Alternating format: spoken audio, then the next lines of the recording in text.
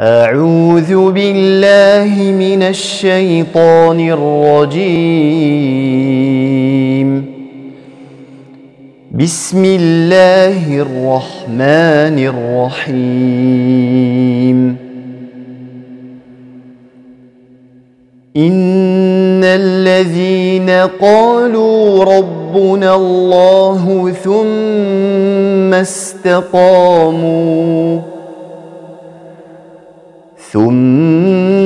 استقاموا تتنزل عليهم الملائكة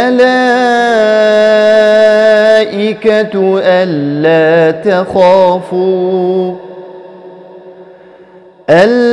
تخافوا ولا تحزنوا وأبشروا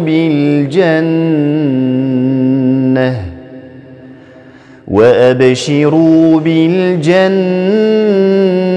التي كنتم توعدون.